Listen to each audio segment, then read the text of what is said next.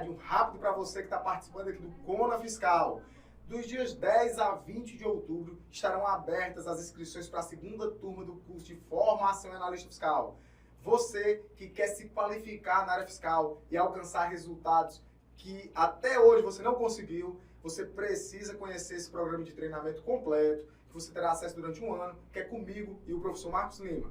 Se você tem interesse, tem um formulário de pré-inscrição lá embaixo, garante a tua pré-inscrição, as vagas são limitadas, um forte abraço e eu te vejo lá.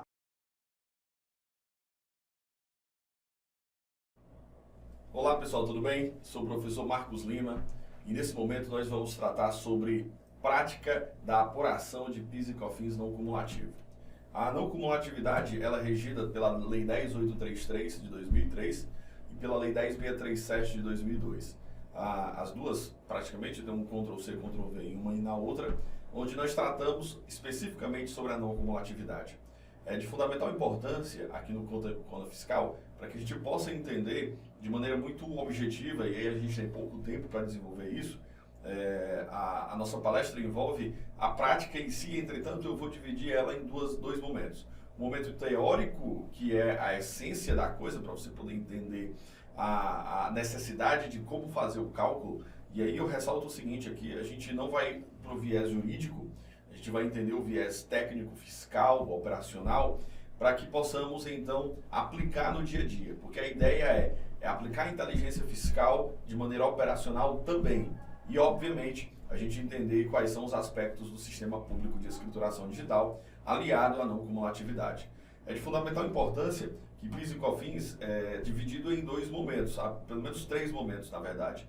Nós temos a cumulatividade, isso a nível de regime tributário, que é retratada pela Lei 9.718 de 98, e depois nós temos a não cumulatividade, que é retratada também por duas leis, essas que eu citei há pouco, e depois nós temos os regimes especiais, e aí eu tenho monofásico, substituição tributária, tenho suspensão, isenção, alíquota zero, situações específicas de Zona Franca de Manaus, e assim vai. Então esses regimes especiais, eles têm tratamentos específicos, ou conforme a receita, ou conforme o produto. Então, nós não vamos tratar desses casos na nossa palestra, porque realmente é uma coisa muito extensa e a gente levaria aqui o dia todo, talvez 8, 10 horas para tratar sobre isso. Mas é de fundamental importância que nós possamos focar agora na não cumulatividade. E essa não cumulatividade, ela é de maneira muito objetiva e de maneira muito expressiva a nível prático, tá? Mas para que isso aconteça, eu preciso definir alguns conceitos, falar de alguns preceitos, e fazer com que você entenda como é que funciona PIS e COFINS não cumulativo.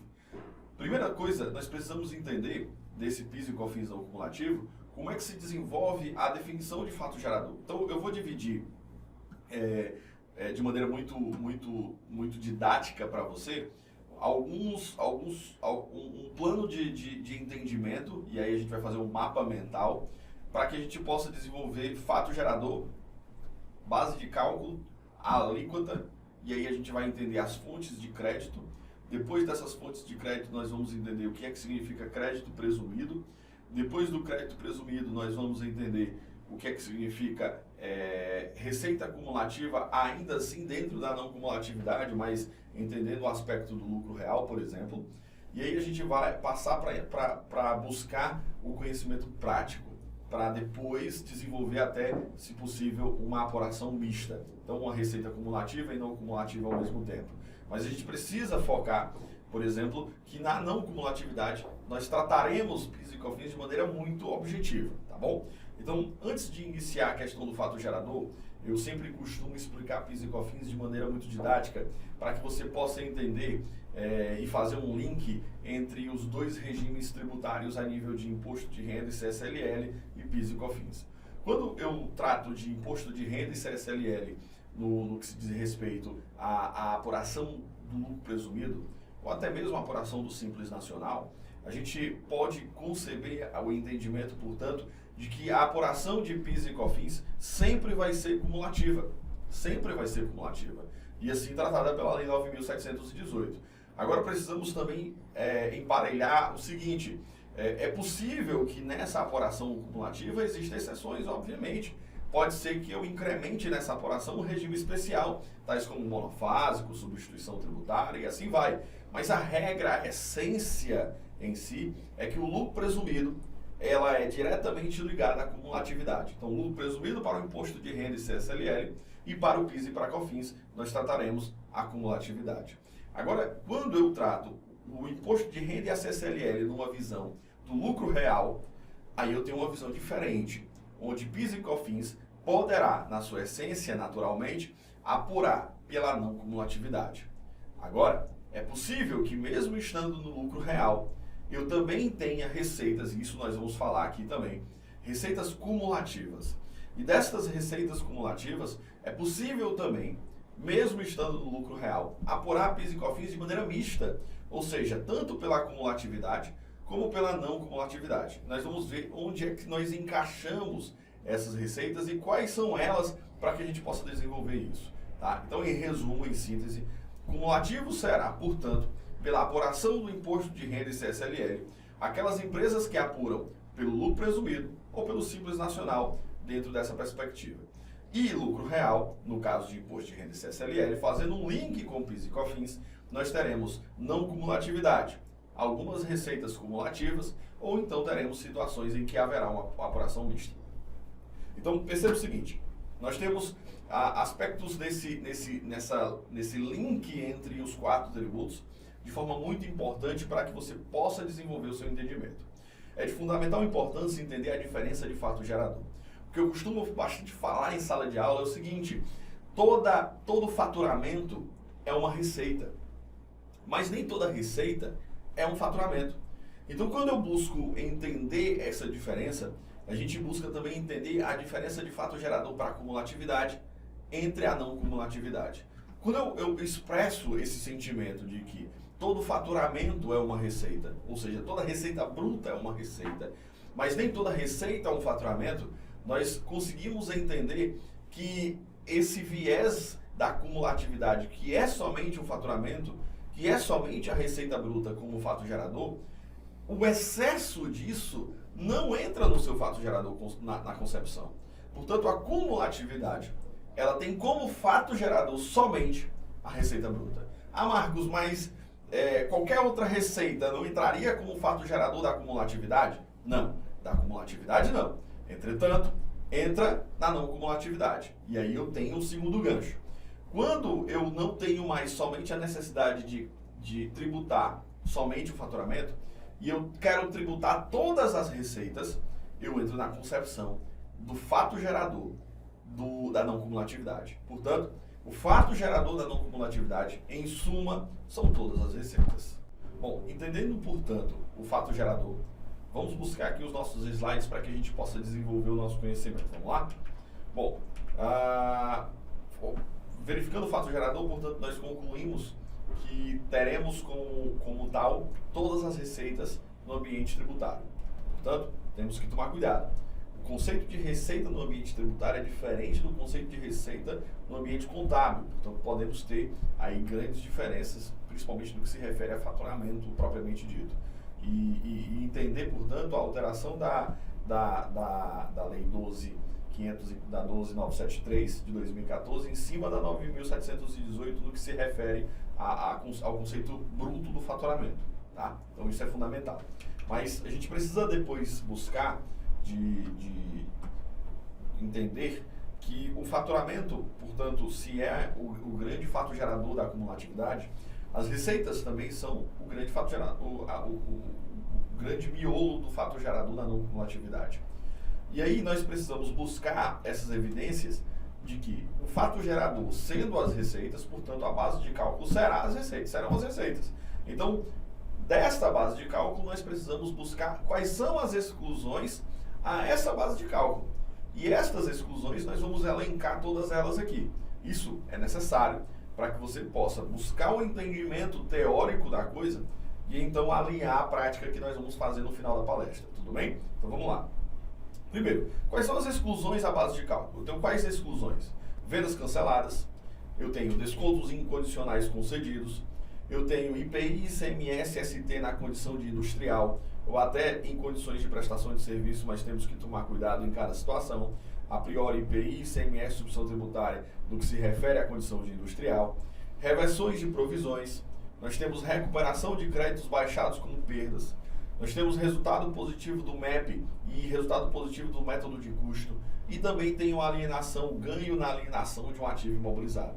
Então eu tenho aqui 7 tipos de exclusões: vendas canceladas, descontos incondicionais, IPI e ICMS na condição de industrial. Eu tenho a inadimplência transformada em reversão de provisão, ou seja, constituí o PDD, ou a provisão de crédito de liquidação duvidosa, e transformei, recebi isso de volta, portanto houve uma reversão, e naturalmente não tem por que se tributar de novo, pois teríamos uma bitributação, que já foi tributado no momento da venda. E depois eu tenho uma recuperação de crédito baixado como perda. Nesse caso, já não houve mais um PDD ou uma PCLD, mas houve de fato a baixa, e aí eu recuperei esse crédito que foi baixado anteriormente como perda. Essas receitas, apesar de serem conceituadas como receitas, elas não são de fato gerador para PIS e COFINS. Elas fazem parte da exclusão, ou seja, eu não posso colocar elas como base de cálculo. E também no que se refere ao resultado do MEP, que é o método de equivalência patrimonial, pois essa receita, esse resultado positivo já foi tributado na empresa de origem. E aí eu também tenho o resultado positivo do método de custo, que segue a mesma linha de raciocínio do método de equivalência patrimonial, sobretudo na ótica de PIS e COFINS. E a alienação do ativo imobilizado, quando há ganho, portanto também não haverá base de cálculo para tal. Isso para PIS e COFINS. Cuidado, estamos falando de PIS e COFINS. Bom, caminhando, nós temos as alíquotas. Então perceba o seguinte: primeiro eu falei de fato gerador, depois eu falei de base de cálculo e agora eu estou falando de alíquota. Nós temos alíquotas diferentes da cumulatividade. Enquanto você tem uma alíquota da cumulatividade em 0,65% e 3%, na não cumulatividade eu tenho uma alíquota de 1,65% e 7,6%. Mas veja, é possível também termos alíquotas diferenciadas, e essas diferenciadas tratamos então de regimes especiais. E para cada alíquota diferenciada eu preciso entender o produto, qual é o produto que eu posso desenvolver, qual é o produto que eu estou tributando. E aí a gente precisa buscar a essência do cadastro de produtos. Combinado? Portanto, em suma, nós temos 2 alíquotas principais. Ah, Marcos, mas essas alíquotas são bem maiores do que a cumulatividade. De fato são. E para que essas alíquotas possam ter uma compensação devida, a Lei 10.833, no seu artigo 3º, trata então das fontes de crédito. E aí a gente precisa entender, e aqui, infelizmente, eu não tenho como desenvolver a definição de cada crédito de maneira muito mais prolongada. A gente não só tem 2 horas, 1h30, para a gente poder tratar de fontes de crédito de PIS e COFINS. Quando eu falo de fontes de crédito de PIS e COFINS, nós temos que falar do artigo 3º da 10.833. Então você tem que estudar o artigo 3º para que possa entender quais são os créditos. E é o motivo pelo qual nós temos uma alíquota muito maior. E essa alíquota não significa carga tributária, mas sim uma alíquota em que eu preciso entender quais são os descontos de fonte de crédito. E aí, é uma coisa que eu preciso pontuar para você, é que eis a grande diferença da cumulatividade para a não cumulatividade. A cumulatividade não terá desconto de créditos. A cumulatividade não tem fonte de crédito. A receita bruta acontece na cumulatividade, portanto haverá o débito tributário. Mas enquanto na não cumulatividade, nós não temos somente a figura do débito tributário.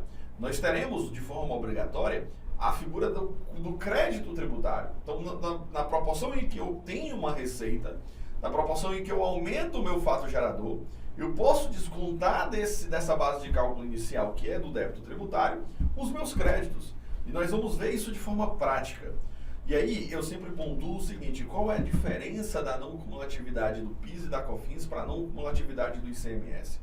A não cumulatividade do ICMS, ela trata de maneira o crédito ou o débito na sua existência conforme o destaque objetivo no documento fiscal. Já a não cumulatividade do PIS e da COFINS, eu tenho como objetivo não o aspecto objetivo do destaque em si, mas eu tenho como absorção de crédito a subjetividade do conceito do crédito. Portanto, eu preciso entender o que significa o artigo 3º, por exemplo, no que se refere a insumos. Não necessariamente que a compra eu tenha que ter um destaque do ICMS ou do PIS e da COFINS. Já a não cumulatividade do ICMS tem que ter essa informação para que possa, portanto, absorver esse crédito. Já na não cumulatividade não é necessário. Eu posso adquirir, por exemplo, de uma empresa do Simples, e isso é um mito muitas vezes, as pessoas, será que eu posso adquirir de uma empresa do Simples? Pode, você pode adquirir de uma empresa do Simples. A diferença é que no ICMS gerará um crédito daquilo proporcional ao que se paga no Simples. Já no PIS e na COFINS não, pelo menos por enquanto, né? Já no PIS e na COFINS a gente tem como crédito sim, mas o crédito de acordo com a subjetividade da necessidade daquilo no processo industrial ou no processo da prestação de serviço ou no processo comercial. Eu não preciso entender quanto foi que o meu fornecedor pagou de PIS e COFINS, diferente de ICMS. Já no PIS e na COFINS, eu preciso entender a necessidade real, ou seja, uma não cumulatividade de maneira mais subjetiva. Vamos entender quais são esses créditos, tá? Quando eu busco os créditos no artigo 3º, vamos lá nos slides, eu tenho aqui o primeiro crédito, que é a mercadoria adquirida para revenda. Essa mercadoria adquirida para revenda, a gente tem alguns entendimentos, portanto, que eu preciso buscar no que se refere à comercialização. Portanto, nós precisamos entender o que significa a mercadoria em si adquirida para revenda. Então, a gente precisa buscar a seguinte situação. Eu compro, sei lá, computadores, eu compro, isso olhando numa perspectiva de que eu também não tenho um regime especial para esses produtos. Mas eu compro cadeira, eu compro mesa e revendo cadeira e revendo mesa. Eu compro um item e revendo esse item. Logo, a mercadoria adquirida para revenda é aquela em que eu compro esse item e logo a revendo. E essa compra vai gerar um crédito tributário. E essa venda vai gerar um débito tributário. Então, nós temos que ter atenção nesse item. Portanto, é o item mais simplório do rol de créditos de PIS e COFINS. Agora vamos para o segundo, pois o segundo ele tem um tratamento muito específico. E é um tratamento extremamente subjetivo. Esse tratamento subjetivo, ele denota algumas situações em que a gente precisa entender, e aí você vai buscar mais entendimentos profundos com o professor Felipe Guerra, por exemplo, no Formação em Analista Fiscal, que no CONAF, aqui a gente não tem tanto tempo para desenvolver esses aspectos de insumos, porque os insumos realmente denotam muito tempo de estudo. A gente analisa um segmento específico, por exemplo, vamos analisar aqui uma produção de cadeiras. Uma produção de cadeira, eu tenho vários insumos. E esses insumos, eles necessariamente precisam serem incorporados no processo industrial, para que o processo industrial possa ser desenvolvido e esse desenvolvimento chegue então ao produto acabado, que seria a cadeira. Então, quais são os insumos necessários para produzir uma cadeira? Eu tenho prego, eu tenho esponja, eu tenho ferro, eu tenho madeira, etc. Então, esses insumos diretos, ou seja, aquilo que se representa como custo direto, aqueles considerados como matérias-primas ou material secundário, nós precisamos buscar essa informação relativamente ao que é de fato necessário para se produzir, necessário para a atividade industrial. A Receita Federal ela tem algumas denotações, e aí suponha que ela tem alguns aspectos impeditivos. E aí a gente busca geralmente os emendários, que são as soluções de consulta e as soluções de divergência, relativamente a cada segmento. Eu estou dando aqui um exemplo básico para que você possa entender de maneira didática, que é o caso da cadeira. Nem sempre a Receita vai entender que esse insumo para o processo industrial é realmente um insumo necessário para a produção. Esse insumo para o processo industrial tem que se analisar o que é de fato necessário. É possível que a Receita entenda de maneira administrativa que alguns desses insumos não possam entrar como base de cálculo de crédito. E aí, você vai ter que seguir algumas linhas de raciocínio. Será que eu sigo a linha de raciocínio administrativa? Ou será que eu sigo uma doutrina mais constitucional, onde eu posso tudo a nível de crédito dentro da perspectiva positiva, obviamente? Essa análise em que eu posso entrar tudo como crédito, ou entrar parte do que é crédito, precisa ser feito juntamente, sobretudo, com o empresário. Juntamente, sobretudo, com aquele que participa diretamente do negócio. Então, tome cuidado em relação a esse processo, tudo bem? quem é, via de regra, que vai gerar crédito tributário? Eu preciso analisar o negócio como insumo. E aí eu posso buscar soluções de consulta e posso buscar soluções de divergência. Entretanto, eu posso também buscar aspectos judiciais. E se eu busco aspectos judiciais no que se refere ao conceito de insumo, eu vou mais para uma linha constitucional. E se eu busco aspectos mais internos de definições da Receita, eu busco aspectos administrativos. Portanto, você tem que ver o que é que você vai seguir. Se você vai seguir uma linha de raciocínio mais constitucional ou se você vai seguir mais uma linha de raciocínio administrativo. Portanto, é um risco que você não vai correr sozinho, mas que você vai apresentar as soluções para o empresário. Bom, e aí eu tenho no terceiro tópico, terceiro tópico é a energia elétrica. A energia elétrica consumida no estabelecimento da pessoa jurídica. Essa energia elétrica consumida no estabelecimento da pessoa jurídica, entendemos que é pacífico, que de fato não é a energia elétrica somente da parte produtiva, mas sim a energia elétrica da parte consumida no estabelecimento da pessoa jurídica, isso é fato.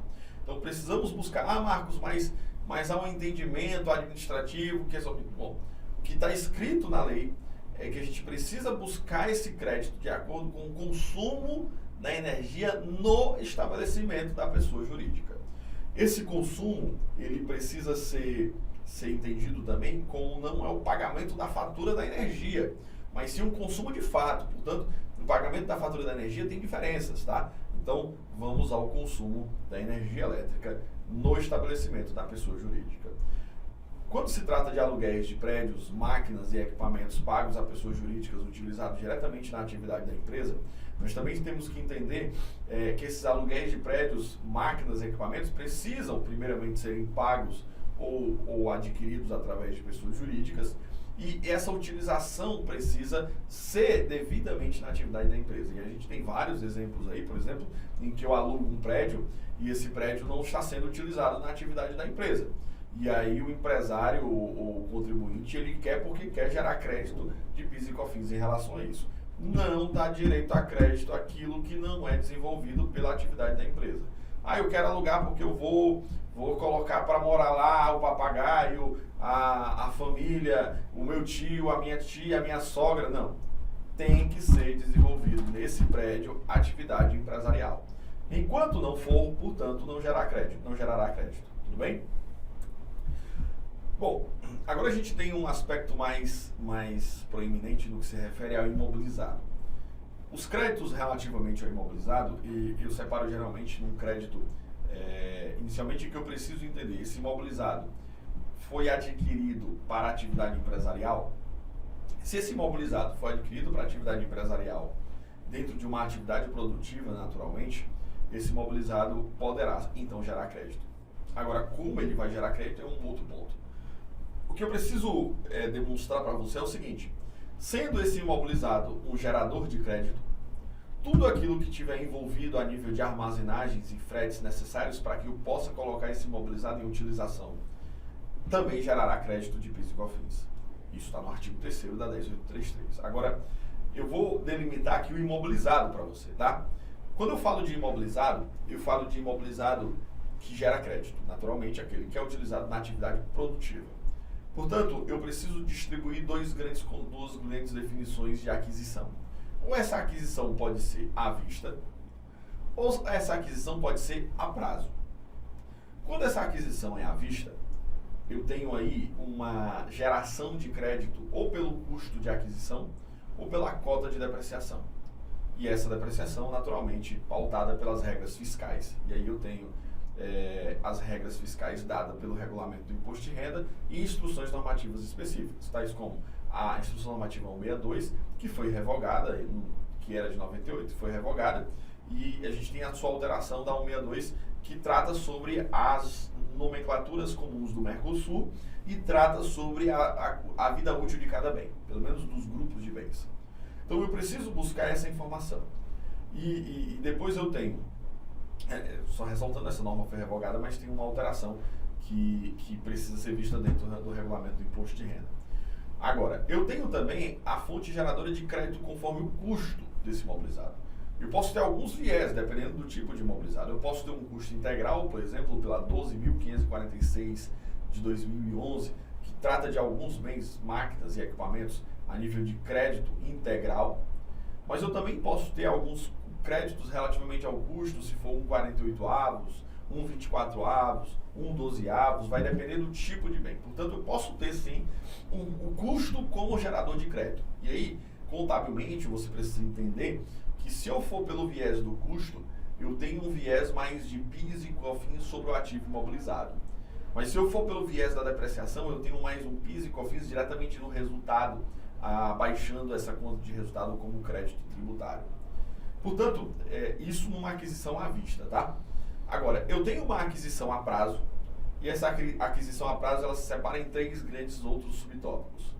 Essa aquisição a prazo, ela pode ser, que eu chamo de, pelo menos aqui no Ceará a gente tem um dilema chamado de fiado, ou digamos assim, duplicata, ou tratamento direto com o fornecedor. E esse parcelamento direto com o fornecedor, ele tem o mesmo tratamento do à vista, portanto, custo ou depreciação. Agora eu posso adquirir esse imobilizado também como financiamento convencional, ou chamamos também de financiamento normal, FINAME, sem garantia de arrendamentos. Portanto, esse financiamento convencional, esse financiamento normal, ele também tem o mesmo tratamento como se à vista fosse, logo, custo ou depreciação. Agora, quando eu tenho um financiamento através de arrendamento mercantil, leasing financeiro, esse leasing, quando eu vou pagar essa parcela, a parcela é composta por contraprestação, valor residual, se esse valor residual for parcelado, portanto, o valor total da minha parcela. O que vai gerar crédito não é nem custo de aquisição e também não vai gerar crédito a cota de depreciação. O que vai gerar crédito, se esse imobilizado for um gerador de crédito, obviamente, será a contraprestação do contrato do arrendamento mercantil. E não, atenção, não será a parcela. E também não será o valor do custo. E também não será o valor da depreciação. Portanto, contraprestação, dado e exposto no contrato. Valor residual não será gerador de crédito. Logo, isso está exposto na Lei 10.873, onde nós temos essa distinção. Logo, aquilo que está diretamente ligado como custo para aquisição do imobilizado relativamente à armazenagem e frete, também teremos geração de crédito tributário. Isso, artigo 3º da 10.833. Bom, um outro tópico também importante, porém polêmico, relativamente aos créditos, que eu destaco aqui para você, são as edificações e benfeitorias em imóveis de terceiros ou imóveis próprios, utilizados diretamente na atividade da empresa. Portanto, se você tem um imóvel de terceiro e está fazendo uma reforma para ampliar a atividade empresarial, essa edificação e benfeitoria você pode se apropriar do crédito imediato daquele gasto. Agora é importante destacar o seguinte, eu posso entrar tanto pelo crédito imediato, e aí esse crédito imediato não pode ter valor pago à pessoa física, tá? O seu João fez um trabalho de pintura e eu paguei através de RPA, mesmo formalizado, esse crédito não vai ser válido, mas aquilo sem o seu João, ou seja, os gastos demais que estarão dispostos conforme pessoas jurídicas, com documentos fiscais comprobatórios, isso vai gerar crédito de PIS e COFINS, mas também pode gerar crédito de PIS e COFINS pela cota de depreciação dessa edificação e benfeitoria, que via de regra pelo ambiente fiscal, nós temos aí uma taxa de 4% ao ano e durabilidade de 25 anos. Tá? Então temos que tomar cuidado e aí, se eu escolher mais a depreciação, eu vou ter que ir isso até o final da minha vida útil. Se eu escolher o custo, portanto, custo imediato, pelo menos para esse tópico, custo imediato. Agora, empresas que trabalham com atividade de prestação de serviço de conservação, limpeza e manutenção também terão direito a crédito relativamente a vale transporte, vale refeição, vale alimentação, fardamento, etc. Esse aspecto relativamente a essas 3 atividades, atenção, limpeza, conservação e manutenção. Os demais não podem utilizar esses créditos, tá? Então, vale transporte, vale refeição, alimentação, fardamento, gerará crédito para esse tipo de empresa que trabalha com limpeza, conservação e manutenção. Então, essa foi a síntese do artigo 3º, para que você possa entender do que se trata as fontes de crédito. Depois das fontes de crédito, nós temos também ainda uma outra fonte de crédito, mas um crédito que nós chamamos de crédito específico para transportadoras. Quem trabalha com transporte de cargas, e aí eu tenho que entender lá na Lei 11.051, o transporte de cargas, ele tem uma atividade muito específica, né? Então, eu tenho, por exemplo, ou um transporte de carga com carga própria, ou um transporte de carga com carga terceirizada. Se essa carga terceirizada, que nós chamamos na prática de agregados, esses agregados, eles são pessoas físicas, porque, pois, em suma, pessoas físicas jamais poderão gerar crédito de PIS e COFINS, salvo pequenas exceções. Esse caso é uma das pequenas exceções. Portanto, esse agregado pessoa física, ele poderá gerar crédito de PIS e COFINS, sim, da seguinte forma. Vamos lá. Imagina que esse agregado recebeu um valor de R$10 mil, ou seja, a transportadora de carga, que é não cumulativa, pagou R$10 mil para aquele agregado. A base de cálculo do crédito será de 75% do valor pago. Portanto, 75% em cima de 10 mil será 7.500. Então, eu tenho o PIS de 7.500 a 1,65 e a COFINS de 7.500 a 7,6. Então, eu tenho créditos de 123,75 e 570. Logo, nesse caso de empresas transportadoras de cargas, esses créditos irão gerar base para o aproveitamento e a devida dedução lá na parte do débito. Tudo bem? Portanto, nesse processo, nós teremos créditos relativamente ao transporte de cargas no que se refere a agregados ou pessoas físicas que prestam serviço de forma que eu não tenha um vínculo empregatício. Ok? Bom, então nós entendemos até aqui o seguinte: fato gerador, base de cálculo, exclusões da base de cálculo, e aí fomos para as alíquotas. Das alíquotas nós entendemos as fontes de crédito, e aí buscamos o artigo 3º da 10833. Depois de buscarmos as fontes de créditos, nós fomos entender, portanto, um crédito que é específico, que é o do transporte de cargas, e depois nós vamos entender o crédito presumido. E eu quero me ater somente, e tem vários outros exemplos, mas eu quero me ater, por exemplo, ao crédito presumido do estoque, que também está disposto na 10833. Esse crédito presumido do estoque, ele trata do modelo em que eu mudo de um período para o outro, ou seja, de 2016 para 2017, de 2015 para 2016, se eu era, por exemplo, do Simples Nacional ou se eu era do lucro presumido. Quando eu era desses dois, um desses regimes e mudo para o lucro real, vou dar um exemplo prático aqui para que você possa entender, se eu sair de 2016 do lucro presumido e fui para 2017 enquanto lucro real, se eu tenho, obviamente, estoque, eu posso me aproveitar desse crédito do estoque enquanto não cumulativo. Mas, Marcos, quando eu comprei essas mercadorias, eu era cumulativo, eu não tinha direito a crédito. Mas você não consumiu essa mercadoria. Você não utilizou essa mercadoria. E, portanto, a previsão na 10833 é que quando há uma situação desse modelo, eu posso pegar esse estoque e utilizar como crédito presumido. E aí esse crédito presumido poderá, portanto, gerar um crédito de 3,65% na apuração, parcelado em 12 vezes. Então, imagine que você tinha um estoque aí de 10 milhões, portanto, 3,65 a 365 mil. Agora, ressalta-se que esse crédito é proporcional a ser tributado. Portanto, se tiver monofásico, substituição tributária, isenção ou algo do tipo, precisa ser excluído desse processo. Logo, imagina esses 10 milhões, que tu tem um estoque aí de 10 milhões, tu teria um crédito de 365 mil. Mas, quando eu virei de 2016 para 2017, em 2017 eu não utilizei esse crédito. Por algum equívoco, não entendimento da legislação ou algo do tipo, em 2018 você detectou que passamos 12 meses sem utilizar os créditos de PIS e COFINS do modelo presumido. Portanto, foi R$365 mil em 2017 que se foi pago, de fato, PIS e COFINS, foi pago a maior, indevidamente. Então eu vou ter que refazer essa apuração, pautando essa situação, refazendo a apuração, para então, em 2018, utilizar possíveis perdecompes para as compensações devidas. E esse modelo do crédito presumido, eu te digo que pouca gente utiliza, é incrível. Então a gente precisa buscar essa informação. E aí ressalto que no SPED de contribuições isso está lá no bloco F. Precisa ser visto especificamente como é que está sendo tratado, como é que está sendo apurado, pois essa transição e essa apropriação desse crédito existe de fato de 3,65%. Bom, entendendo todo esse percalço, isso ainda de maneira muito teórica, a gente precisa buscar que o regime cumulativo dentro da não cumulatividade é existente. O artigo 10º lá da Lei 10.833 diz o seguinte: eu tenho receitas que, mesmo eu sendo do lucro real, portanto, apuração não cumulativa, olha só, lucro real, apuração não cumulativa, na sua essência, se eu auferir essas receitas dispostas no artigo 10º, essas receitas não serão aplicáveis à não cumulatividade, mas serão aplicáveis à cumulatividade. Portanto, nós temos aí algumas receitas que estão dispostas nesse ambiente. Quais são elas?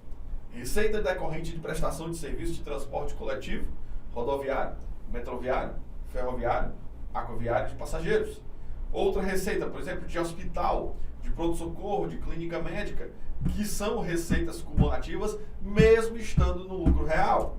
E aí eu tenho receitas decorrentes da prestação de serviço de ensino fundamental, ensino médio, ensino infantil, ensino da educação superior, mesmo eu tendo receita cumulativa, mesmo eu tendo receita não cumulativa, ou seja, uma atividade não cumulativa na essência, se eu auferir essa receita, pelo menos essas que estão no artigo 10º, terei que apurar pela cumulatividade esta receita. E outras mais, call center, telemarketing, telecobrança, construção civil, receitas auferidas por parques temáticos, serviço de hotelaria e receitas decorrentes de serviço de agência de viagem, turismo, etc.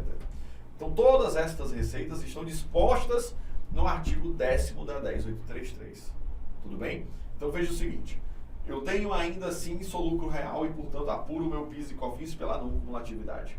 Mas, quando eu auferir receitas dispostas no artigo 10º, estas receitas estarão dispostas não à não cumulatividade, mas à cumulatividade. Portanto, eu tenho alíquotas aí somente de débito tributário de 0,65% e 3%.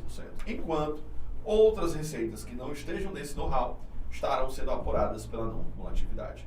Opa, quer dizer, Marcos, por exemplo, se você tem um hotel ele tem diárias, e essas diárias elas são necessariamente cumulativas, mas você também tem um restaurante nesse hotel.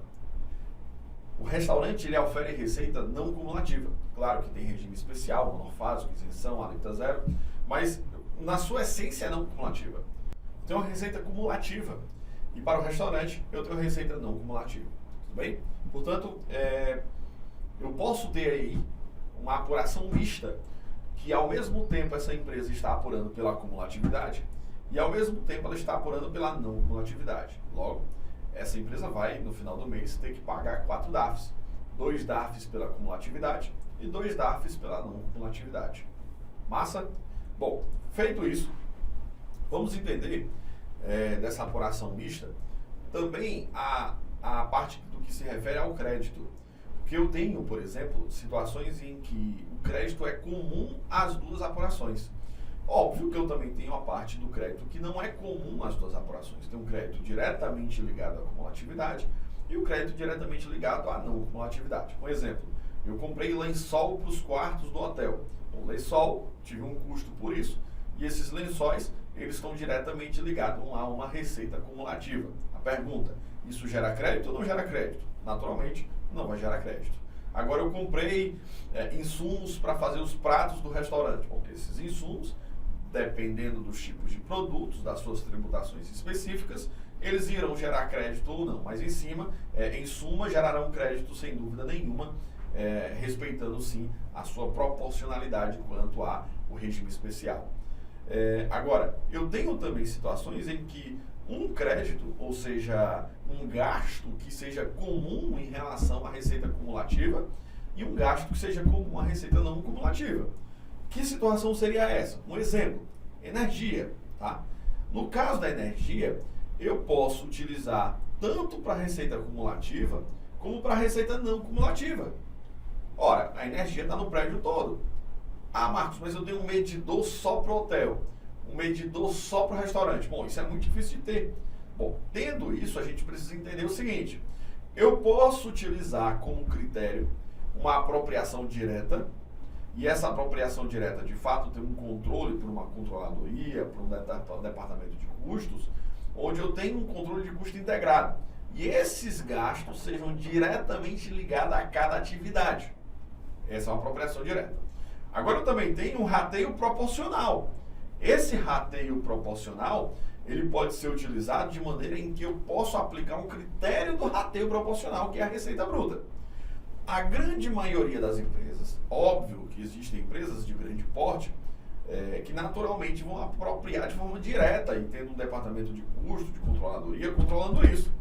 Mas existe a grande maioria das empresas que, apesar de serem do lucro real e apesar de serem não cumulativas, não vão ter condições de suportar um departamento só para controlar.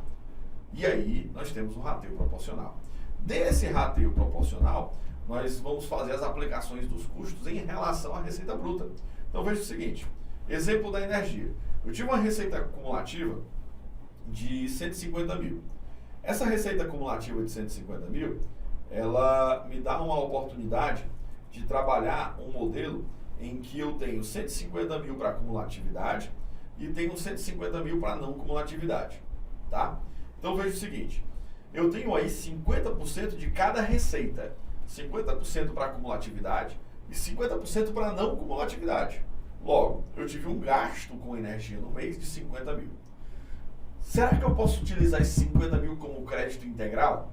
Aí se eu utilizei o critério de custeio indireto, nesse caso de apropriação, relativamente a rateio proporcional, eu tenho 50% para cada. Portanto, os 50 mil desse rateio, eu não vou poder utilizar como crédito integral. Eu vou utilizar uma base de cálculo de 25 mil. Logo, esses 25 mil serão base de cálculo para PIS e COFINS não cumulativo. Marcos, e os outros 50 mil? Não tem crédito, porque a cumulatividade não tem crédito. Portanto, a base do crédito é de 50 mil. Ficou claro isso? Bom, entendemos o regime misto. Agora vamos entender o seguinte. No começo, nós falamos de fato gerador. Eu falei que o fato gerador para PIS e COFINS não cumulativo serão todas as receitas. Naturalmente, quando a gente começa a comparar, a gente começa a entender isso de maneira muito mais didática, que quando isso é uma pergunta muito comum, Marcos, por que a receita financeira não é base de cálculo para o lucro presumido, ou seja, para as empresas que estão apurando PIS e COFINS pela cumulatividade? Por uma razão muito simples, a natureza da receita financeira não é faturamento, sobretudo quando se trata de uma empresa não financeira. Então, você tem lá a situação de que receita financeira não é base de cálculo para PIS e COFINS cumulativo por uma razão, por não ser faturamento. Entretanto, a receita financeira é base de cálculo para PIS e COFINS e sempre foi base de cálculo. A diferença é que até julho de 2015, essa receita financeira, ela somente tinha base de cálculo, porque a alíquota dela era zero. A alíquota dela era zero para PIS e COFINS desde agosto de 2004. Ou seja, o decreto 5.164 determinou que as alíquotas de PIS e COFINS no que se refere à receita financeira reduziriam a zero. E essas receitas financeiras perduraram até julho de 2015 como alíquota zero. Com o decreto 8.426, essa receita passou a ter novamente a alíquota, mas uma alíquota diferenciada. Uma alíquota de 0,65% para o PIS e 4% para COFINS. Marcos, e os créditos? Bom, aí vem discussões jurídicas, tá? Que não é nossa ideia aqui. Discussão jurídica em relação, é possível ter crédito? Bom, não é possível. Não é possível. A de despesa financeira não é possível? Bom, a lógica matemática já é pelo fato de você ter uma alíquota bem menor, portanto, uma carga tributária direta. Bom, é possível um decreto reduzir a zero a alíquota? Sim. Mas é possível um decreto restabelecer a alíquota? Bom, os juristas dizem que não. Então essa discussão, ela já é bem ampla e muito comum, mas não tem nenhuma definição, STF ou algo do tipo, em relação a isso. Portanto, administrativamente, operacionalmente, trata-se do quê? Receita financeira gera débito tributário. Logo, uma apuração definitiva por fora da receita não cumulativa? Não. Uma apuração dentro da receita não cumulativa. Mas com a alíquota diferenciada. Ponto. Tem gente que diz, eu vou gerar um DARF separado para receita financeira. Meu amigo, se você tiver com saldo credor, você ainda vai pagar PIS e COFINS. Não é fato gerador separado. Faz parte do fato gerador. A diferença é que eu tenho uma alíquota diferenciada. Deu para entender? E essa alíquota diferenciada entra na apuração, paga-se no mesmo DARF e assim vai. Tudo bem? Bom, visto isso, nós temos aí, para encerrar PIS e COFINS de maneira teórica, nós temos o recolhimento de PIS e COFINS, no cumulativo, sobretudo. O recolhimento de PIS e COFINS acontece até o dia 25 do mês subsequente ao fato gerador. E, portanto, se esse dia 25 cair no dia útil, beleza. Se esse dia 25 cair no dia não útil, eu antecipo o vencimento. E logo, esse vencimento acontece sempre com a periodicidade mensal. Sempre com a periodicidade mensal. E assim, nós finalizamos a parte teórica da nossa palestra. E aí eu quero demonstrar para você a parte prática, onde nós vamos colocar a mão na massa agora, praticando apurações não cumulativas. Combinado? Vamos lá? Fala, pessoal. O que nós vamos fazer agora é a parte prática da apuração não cumulativa de PIS e COFINS. Então nós vamos separar em dois exercícios. O exercício 1, nós vamos fazer uma não cumulatividade convencional. E o exercício 2, nós vamos fazer uma apuração mista, envolvendo não cumulatividade com cumulatividade. Beleza? Vamos lá? Vamos ao nosso caso prático 1. A indústria Cona Fiscal Limitada faturou no mês de agosto R$600 mil. Os insumos adquiridos no mês foram de R$150 mil. Calcule o PIS e COFINS pela não cumulatividade, portanto uma empresa do lucro real, considerando ainda as seguintes informações: energia elétrica no valor de R$9 mil, depreciação no valor de R$8 mil, frete sobre compra no valor de R$10 mil, e nós temos aí compra de insumos no total da nota fiscal de R$150 mil. Como é o total da nota, nós temos aí um IPI recuperável no valor de R$12 mil. E tivemos também devolução de compra de R$20 mil. 80% das despesas com energia e depreciação foram utilizadas no parque industrial. O que eu te aconselho aqui, para a gente se tornar um negócio prático mesmo, que você dê uma pausa no vídeo e tente fazer na mão esse caso prático. E depois compare com a resolução que nós vamos fazer agora. Combinado? Dá uma pausa e tenta fazer aí em 15 minutinhos o processo de apuração prática sem o meu auxílio. Depois, retorna o vídeo e aí você vai ver a resolução desse caso prático 1. Combinado? Vamos lá? Bom, sejam bem-vindos novamente. Você já deve ter feito o processo prático aí de apuração na mão. Agora vamos comparar com a nossa resolução. Vamos lá? Seguinte, nós temos aqui como a apuração do débito, e aí eu quero fazer contigo primeiramente o débito tributário.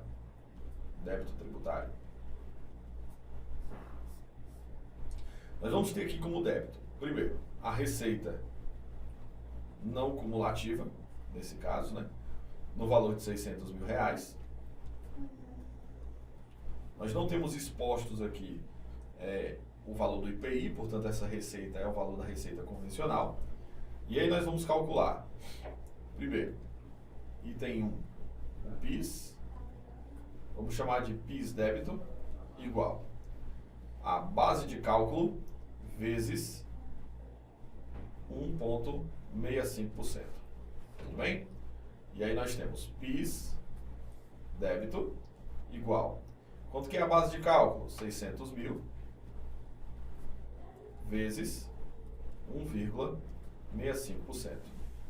Portanto, nós temos que PIS débito vai ser igual a 600 mil vezes 1,65%.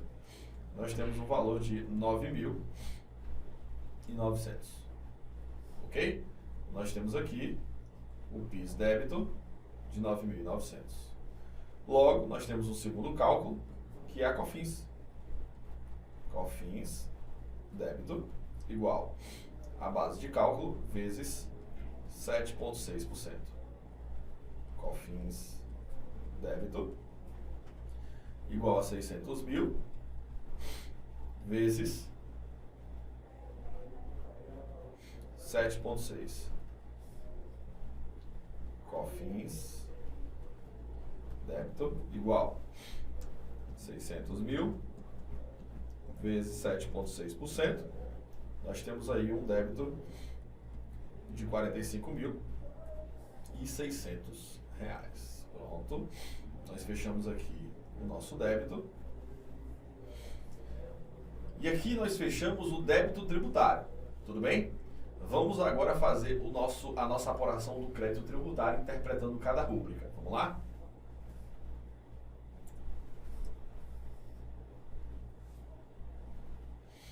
Vamos lá. Crédito tributário.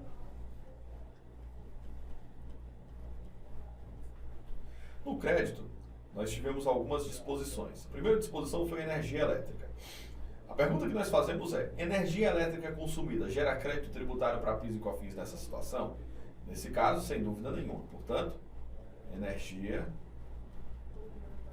é o nosso primeiro crédito no valor de 9 mil. Ah, Marcos, mas é porque eu coloquei 80% da despesa com energia como crédito, porque é a parte do parque industrial. Bom, nós definimos lá na teoria que o artigo 3º da Lei 10.833 explica que a energia consumida no estabelecimento gera crédito de PIS e COFINS. Portanto, essa energia consumida gera crédito de R$ 9 mil e logo não somente a parte do parque industrial, mas ela como um todo. Portanto, depreciação. Vamos ver aqui a depreciação. Também gera crédito. Essa depreciação, de fato, nós temos aí 80% das despesas com depreciação, estando ligados diretamente ao parque industrial. Então, nós temos aqui essa depreciação, que 80% do valor de 8 mil, 80%, ou seja, R$ 6.400, gerará crédito. Lembrando que aqui é 80% do valor de R$ 8 mil, que é o valor da depreciação. Tudo bem? Beleza? Vamos analisar a próxima rúbrica. Frete sobre compra. Ora, se a compra gerou crédito para mim, se a compra do insumo gerou crédito tributário, o frete sobre compra também irá gerar crédito sobre esse processo. Portanto, nós temos aqui o frete gerando crédito no valor de R$ 10 mil. Portanto, o frete no valor de R$ 10 mil gerará crédito para a apuração do PIS e da COFINS não cumulativo. Então vamos à próxima rúbrica, onde nós temos aí compra de insumos. Na compra de insumos, nós temos um total da nota fiscal de R$ 150 mil. Esse total de R$ 150 mil, como se trata de insumos, e portanto o total da nota é 150, logo dentro dessa nota fiscal nós temos o valor do IPI, nós vamos ter que extrair o IPI dessa nota fiscal. Então nós já temos também essa informação. Logo, vamos colocar aqui insumos no valor de 150 mil, certo? Mas vamos colocar aqui uma extração do IPI, que é recuperável, no valor de 12 mil. Ok? Bom, visto isso, nós vamos colocar agora devolução de compra. Ora, se a compra gerou crédito, a devolução da compra gerará então um estorno desse crédito. Então nós vamos também extrair a devolução. Devolução de compra no valor de R$ 20 mil. Vamos encontrar agora a nossa base de cálculo. Para apuração, nós temos o seguinte: 9 mil mais 6.400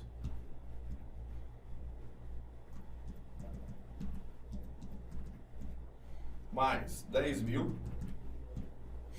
mais 150 mil menos 12 mil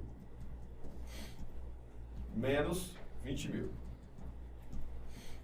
Logo, nossa base de cálculo será 143.400. Base de cálculo do crédito, 143.400. Revalidando, 9 mil, 6.400, que é 80% dos 8 mil, 10 mil do frete, 150 mil dos insumos, menos 12 mil do IPI, menos 20 mil das devoluções de compra.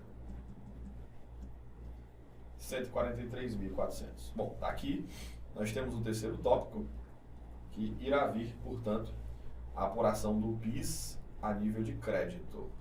Logo, eu tenho uma base de cálculo vezes 1,65%. PIS crédito, teremos 143.400 vezes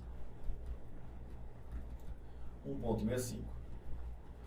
PIS crédito, teremos 143.400 a 1,65%, 2.366,10. Esse aqui é o nosso crédito do PIS. Ok? Vamos ao quarto tópico da COFINS. COFINS no crédito, nós teremos base de cálculo vezes 7,6%.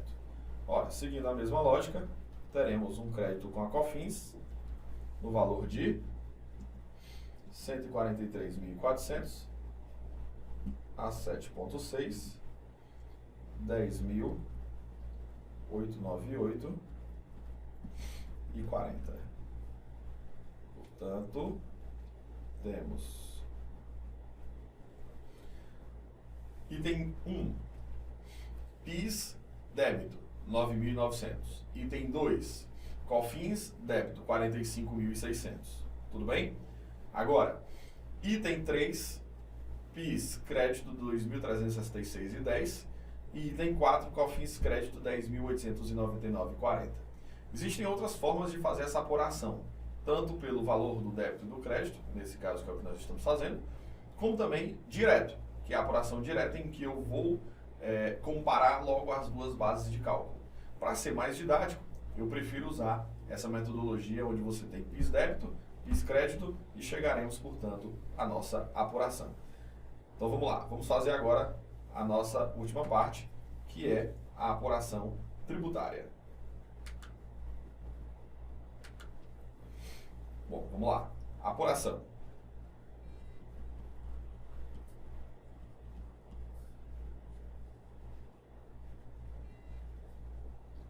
Na apuração tributária, nós temos a apuração do PIS. O PIS vai ser igual ao item 1 menos o item 3. Tudo bem? Logo, o PIS será igual. Vamos buscar o item 1. Item 1, 9.900. Tudo bem? 9.900. Então, voltaremos. 9.900 menos o item 3. Item 3, 2.366,10. Então vamos a 2.366,10. 2.366,10 será o desconto do crédito. 2.366,10. Portanto, o PIS vai ser igual a 9.900 menos 9.900 menos 2.366,10. Logo, temos um saldo de 7.533,90. Portanto, esse PIS aqui é o valor do PIS a recolher, que deverá ser recolhido através de DARF. Tudo bem? COFINS. A COFINS será da mesma forma, obviamente com os valores diferentes. Nós temos item 2 menos o item 4. COFINS, nós teremos COFINS item 2, 45.600. Então, 45.600. E o COFINS item 4, que é o crédito, 10.898,40. 10.898,40. Logo, vamos fazer a apuração. COFINS, 45.600 menos o crédito de 10.898,40. Portanto, COFINS será igual a 45.600 menos 10.898 e 40. Teremos um saldo a recolher de 34.701 e 60. Também deverá ser recolhida através de DARF. E aí temos obrigações acessórias envolvidas nesses valores, tá? Essa informação constará no SPED de contribuições, essa especificamente no bloco M, esse especificamente no bloco M, registro M200, e essa informação também no SPED de contribuições, também no bloco M, mas aqui no registro M600. E também constarão especificamente na DCTF. Em cruzamento diretamente com o SPED de contribuições, tanto no M210, o registro da informação da DCTF, como o M610 da COFINS, com registro diretamente em confronto com a DCTF. Ok? Caso prático 1, então, encerrado. Fala pessoal, tudo bem? Vamos agora ao nosso caso prático 2. Nesse caso prático 2, nós vamos tratar sobre a apuração cumulativa e não cumulativa dada no lucro real e, obviamente, tendo auferido uma das receitas do artigo 10º da Lei 10.833, como nós falamos anteriormente na parte teórica, tudo bem? Bom, feito isso, nós temos aqui a receita cumulativa e a receita não cumulativa. Dessa receita cumulativa e receita não cumulativa, nós temos também créditos que podem ser comuns ou não. Então vamos dispor aqui, eu vou colocar para você uma situação bem didática para que você possa entender essas apurações, tudo bem? Vamos lá. A Faculdade de Joinville Educação obteve as seguintes rúbricas no mês 10 de 2017. Uma receita cumulativa provenientemente de uma educação superior chancelada pelo MEC e tudo mais, no valor de R$500 mil, e uma receita não cumulativa no valor de R$750 mil, tá? Depois eu obtive um gasto com energia elétrica consumida no estabelecimento. Eu ressalto que essa energia elétrica ela é comum a ambas as receitas e a depreciação também comum a ambas as receitas. Então nós temos dois gastos comuns às duas receitas e, portanto, vamos utilizar o método de rateio proporcional com base na receita bruta. Depois nós temos a compra de material para o escritório, para uso e consumo, o salário dos professores, que na sua totalidade pessoas físicas, e os serviços tomados diretamente com insumos. Vamos adotar, aí ressalto, atenção, adotando que esse serviço tomado diretamente com insumo é um serviço diretamente ligado à atividade não cumulativa. Combinado? Então eu tenho um serviço diretamente ligado à atividade não cumulativa. Portanto, estamos adotando agora, hipoteticamente, que esse serviço é diretamente ligado à atividade não cumulativa. Beleza? 70% das despesas de energia e depreciação foram utilizados no processo de prestação de serviço. Então nós vamos ter que entender esses pormenores. Vamos lá? Primeiro tópico é que nós vamos esboçar aqui a apuração cumulativa, pois é a mais fácil, tá?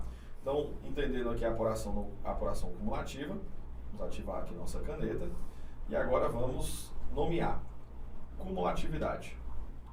Cumulativa. Ok? Essa parte cumulativa, nós temos o seguinte, vamos apurar aqui o PIS, que vai ser igual a base de cálculo vezes 0,65%, ok? Onde o PIS vai ser igual a receita cumulativa, que é o valor de R$500 mil, vezes 0,65%, onde o PIS vai ser igual a R$500 mil vezes 0,65%. Nós temos um valor total de 3.250.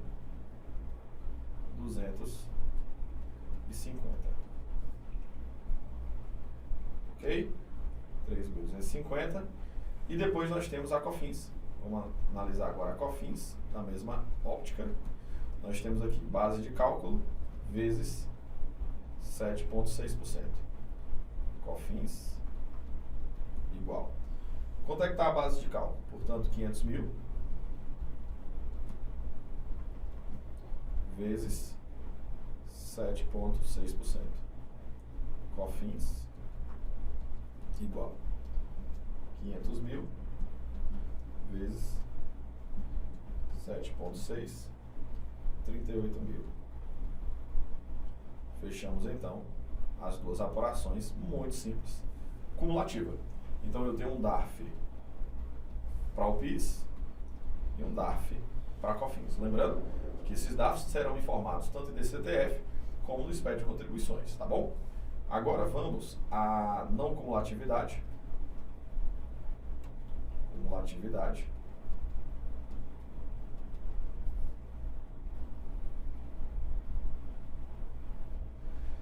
Dessa não cumulatividade, nós teremos aqui, primeiro tópico dessa não cumulatividade, o critério, a proporção. Vamos analisar a proporção das receitas, tá? E aí vamos adotar aqui as proporções para cada uma. Ora, se eu tenho uma receita cumulativa e uma receita não cumulativa, eu tenho uma receita total. A receita cumulativa, ela representa 500 mil. E a receita não cumulativa apresenta 750 mil. Tudo bem? Nessa somatória, nós temos aí 1.250.000. 1.250.000. Ok? Bom, desse 1.250.000 nós temos 500 mil. Quanto ele representa em relação ao 1.250.000? 1.250.000, 500 mil. 40%. Então, 40% é o nosso fator cumulativo e 60% é o nosso fator não cumulativo.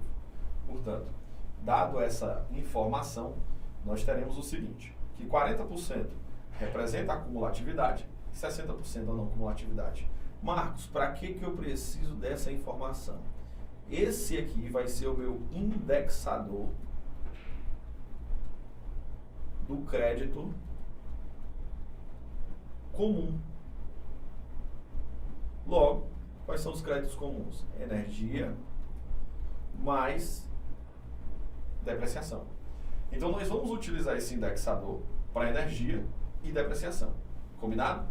Bom, visto isso, agora nós vamos começar a calcular débitos e créditos não cumulativos. Ok? Então, vamos lá. Primeira coisa, vamos calcular nosso débito primeiro não cumulativo, tá?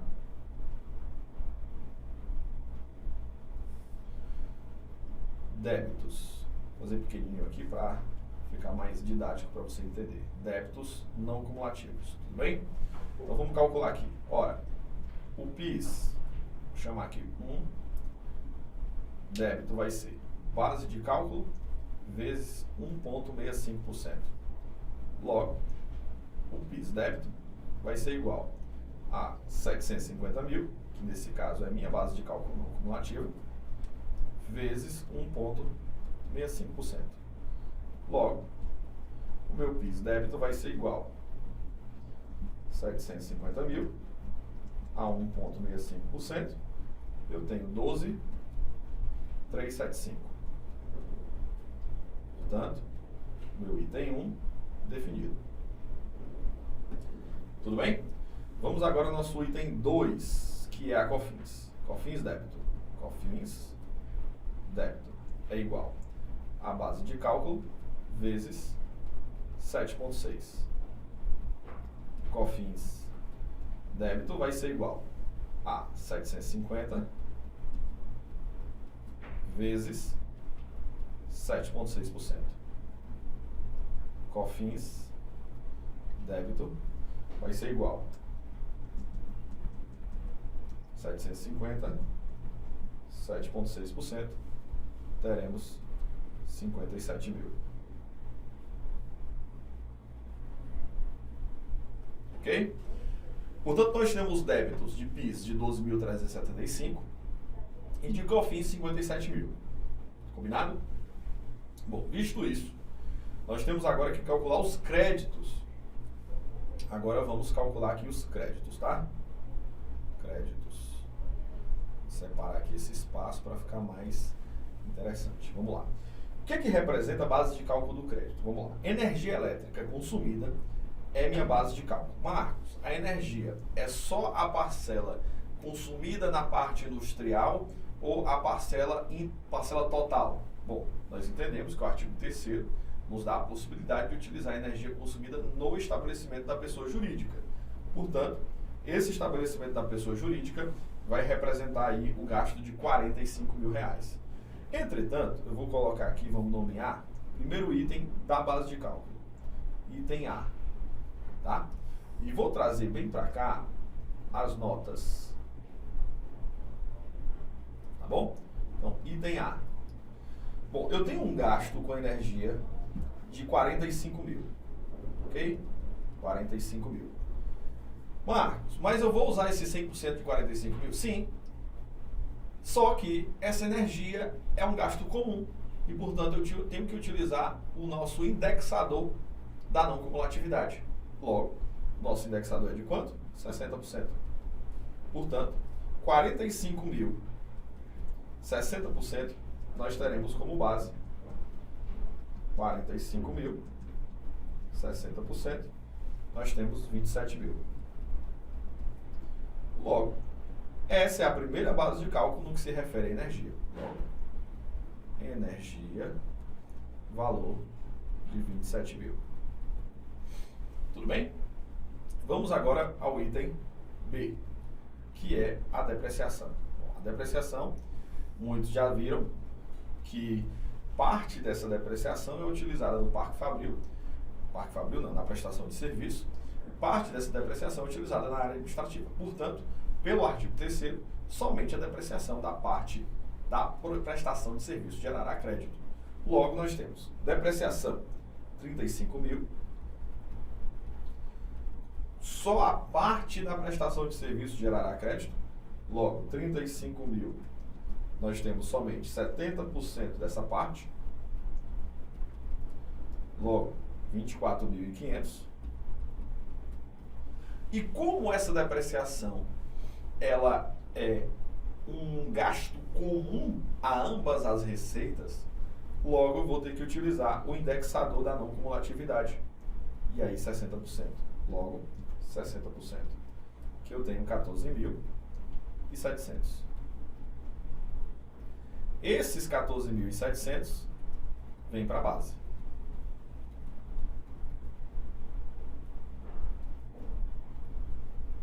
Tudo bem? Ficou um pouco feio aqui, mas você vai entender, tá? Letra de médico. Então, item C. Temos quem? Compra para material de uso e consumo de escritório gera crédito? Não. Portanto, não precisa se preocupar. Salário dos professores gera crédito? Não. Portanto, não precisa se preocupar. Serviço tomado diretamente como insumo? Opa, esse aqui nós hipoteticamente levantamos que esse é diretamente para não cumulatividade. Então, serviço tomado como insumo, vou chamar de STI, de R$345 mil. Logo, a somatória da base vai gerar um total de quanto? 27 mil, mais 14.700, mais 345 mil, fechado. Base de 386.700. Tudo bem? Então veja só, essa base de cálculo de 386.700 é a base de cálculo do crédito. E agora eu digo o seguinte, Marcos, eu não entendi como foi que por que você chegou a esse valor de 14.700 da depreciação.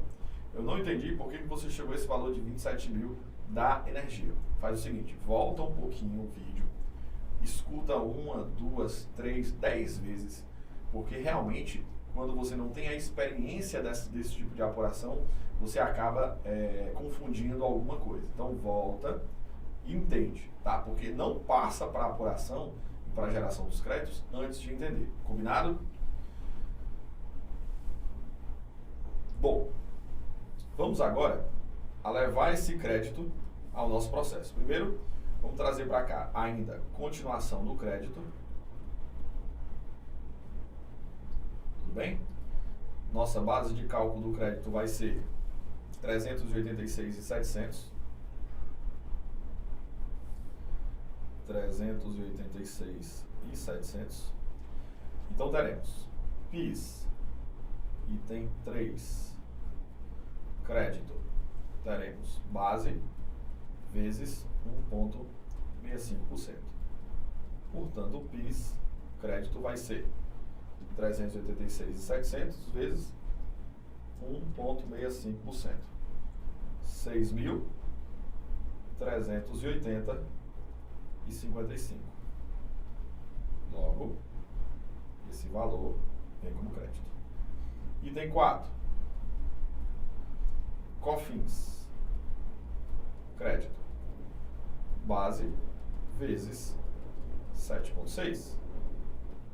COFINS, crédito, vai ser igual a 386.700 a 7,6%.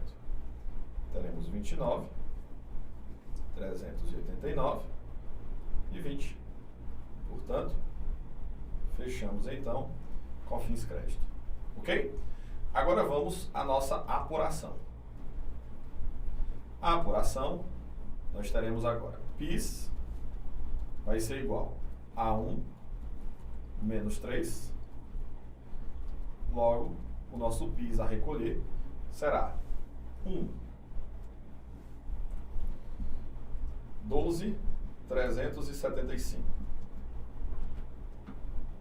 Tudo bem? 12.375. Vamos colocar agora o cálculo da apuração. 12.375 menos 6.380 e 55.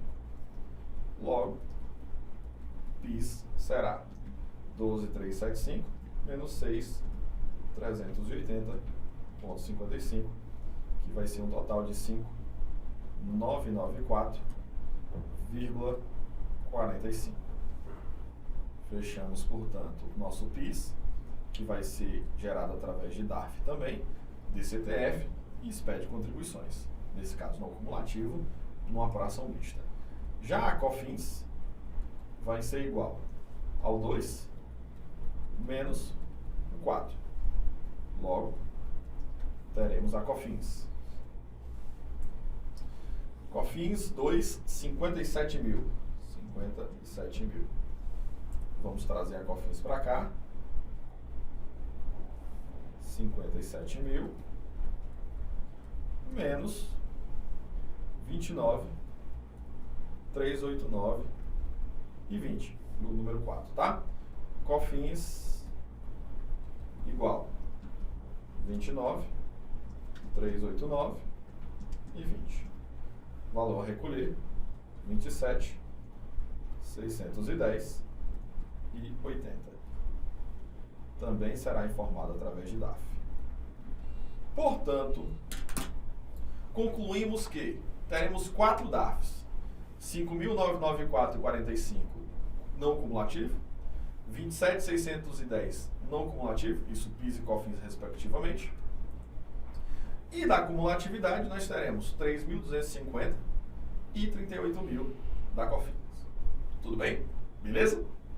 Assim, finalizamos a nossa apuração mista, tanto cumulativa como não cumulativa, numa situação somente. Qualquer dúvida, estarei à disposição.